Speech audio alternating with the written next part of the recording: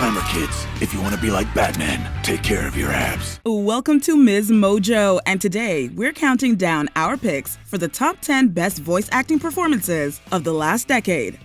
Number 10, Jay Baruchel as Hiccup Horrendous Haddock III, How to Train Your Dragon franchise. Hey, Toothless, okay, yes, I know. Shh.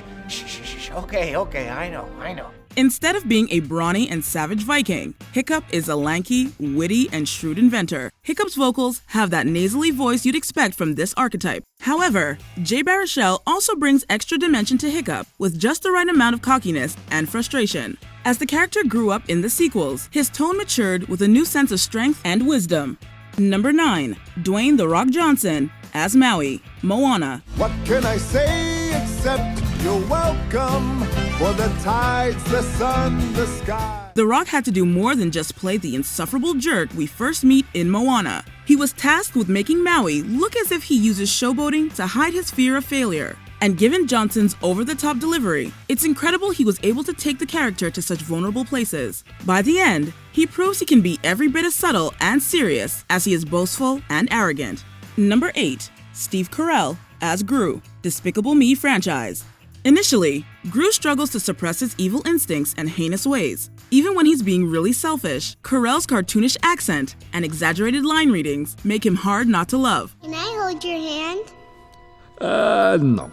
Couple that with a softer delivery in the film's quieter moments, and you get a 10 out of 10 vocal performance. It's hard to believe that he only gets more ridiculous and endearing with each subsequent performance.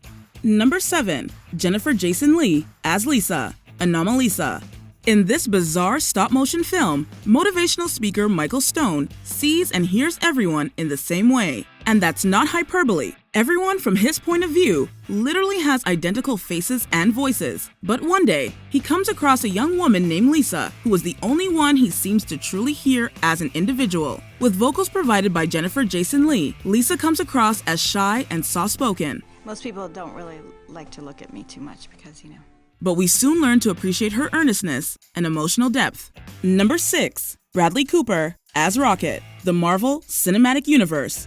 Although Rocket is a CG creation, he always feels real each time he appears, thanks to a nuanced vocal performance from Bradley Cooper. And as a talking raccoon, no less. What's a raccoon? It's what you are, stupid.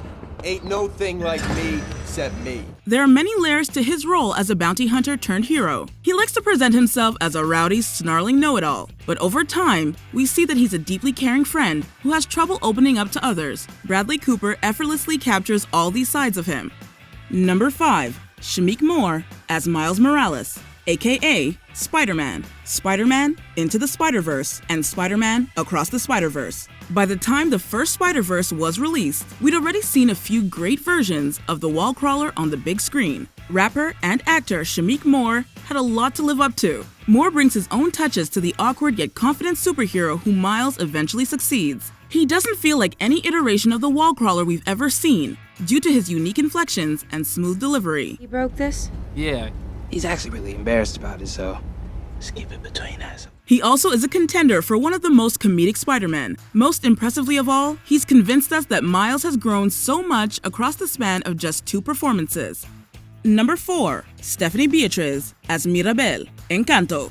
Stephanie Beatriz plays the quirky and responsible Mirabel Madrigal. Although she doesn't have a magical gift like most of the members of her family, she still does everything in her power to keep them together. Mirabel makes sarcastic jokes without ever sounding too mean, and Beatriz does a good job of hiding the character's pain beneath a sunny personality. On top of that, we'd be remiss not to mention her impressive singing ability. Many stars and everybody gets to shine. Number 3, Josh Gad as Olaf, Frozen franchise. On paper, the bright-eyed snowman could easily come off as annoying. He talks people's heads off and is blissfully ignorant of the world around him. But Josh Gad's cheery voice and innocent delivery made Olaf perfect comic relief. But the actor did more than just play a funny mascot. In the scenes with more dramatic weight, he brought a gravitas to the character that we didn't see coming. And did we mention he absolutely nailed the solo numbers?